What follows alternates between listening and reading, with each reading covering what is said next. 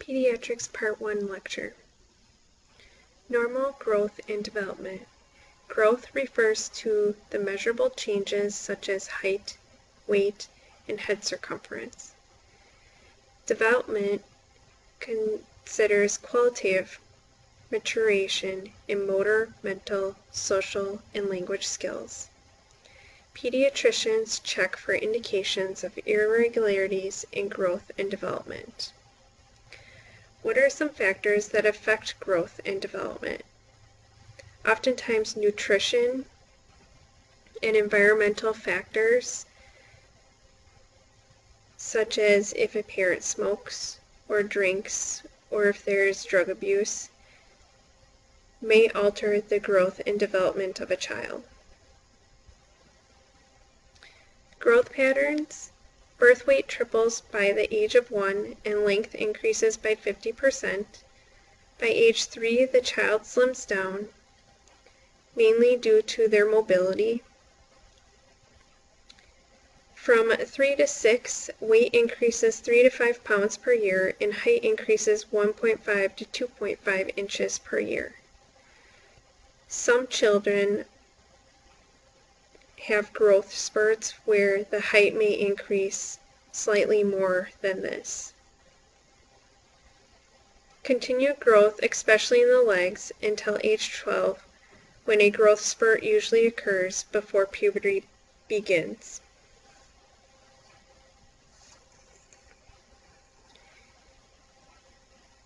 Therapeutic approaches for infants. Crying is normal. Try to distract without overstimulating them. Keep the baby close to the caregiver. Medical assistants really should never hold an infant. The infant should always be held by the parent or the caregiver that is accompanying them. Involve the parents as much as possible. Place a familiar object near the baby.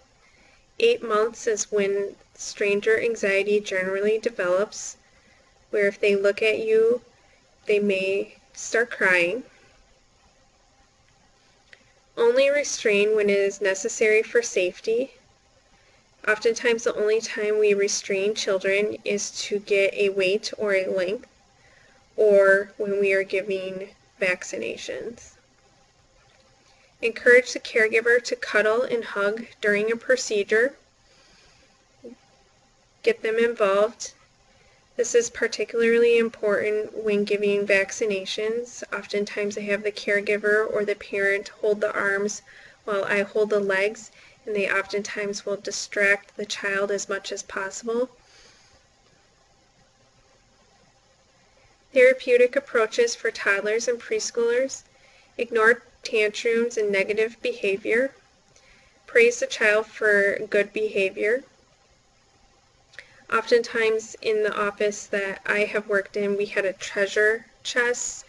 If a child behaved really well, we let them pick out a prize out of the treasure chest, which had stickers and dinosaurs and all sorts of little gadgets that they like. Perform unpleasant procedures quickly. Allow a child to keep on as much clothing as possible. Use familiar words. Explain the procedure as a child would experience it and allow him or her to handle equipment. Oftentimes I will let a toddler handle the blood pressure. I'll let them pump up their cuff. Obviously I can't let them deflate it, but I let them pump it up and keep them involved. Do not demonstrate on the child's favorite doll or stuffed animal. Explain the procedures to the parents away from the child if possible. A lot of times a parent will ask if there are any SHOTs in the works for the day, and you can say yes or no, and that way the child doesn't know. If you say the word shots, obviously they know what that means. But if you spell it out, that's a way to hide it from them and minimize the anxiety among children. Therapeutic approaches for school-aged children. Allow choices when possible. A parent or caregiver should be present. Remove minimal clothing. Explain procedures in concrete terms, give the child time to ask questions, address conversation to the child, provide privacy, and use pictures and diagrams when possible when explaining procedures. Adolescents aged 12 to 18. In this group of children, a lot of times when they become 15, 16 years old, they will start coming alone. We will need a consent sign to medically treat the adolescent. In this age group, adolescents start to gain their own independence and sometimes will want to be seen alone, which is perfectly fine. They gain almost half of their adult weight during this time. Skeleton and organs double in size.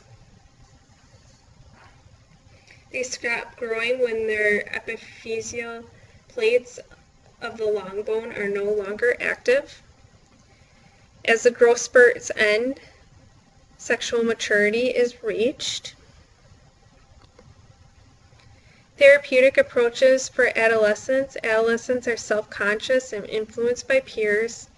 Privacy is key. Address how the procedure might affect appearance. Do not be judgmental when listening. Encourage verbalization of concerns and fears. Regression may occur when sick. I have oftentimes had a 16-year-old act worse than a 5-year-old child when needing a meningococcal vaccination. So regression can happen. Encourage the teen to see the physician without a parent present. Growth charts are used to compare individual growth patterns with national standards. It takes into account whether the child was formula or breastfed, and it includes information on body mass index. The Denver 2 developmental screening test. This is an example of how they are tested. And a lot of times the physician will look at these charts to determine their developmental status. And for the developmental status, these are the questions that and the things that we may have a child do in order to screen for their developmental. A lot of times we will not do this unless we feel like there are inadequacies. Developmental patterns. Infants progress from reflex activities to manipulating simple objects. Learn verbal patterns. Progress from cooing and crying to first words within the first 12 months. By age 3, the child should be walking and is toilet trained and has a vocabulary of up to 900 words. Preschool-age children work on fine motor skills, social skills, and more complex, thorough literal language skills. School-age children develop intellectual skills and a sense of self-worth and learn social rules. Adolescents try to establish adult identity, questions, values, and have an intense peer relationship. There are 4 different developmental theories. Sigmund Freud's developmental theory focuses on the unconscious mind, and there are 3 separate parts: the id, the ego, and the superego. Erikson's developmental theory focuses more on the psychosocial stages. Jean Piaget's theory focuses more on cognitive development, and Lawrence Kohlberg focuses more on moral reasoning.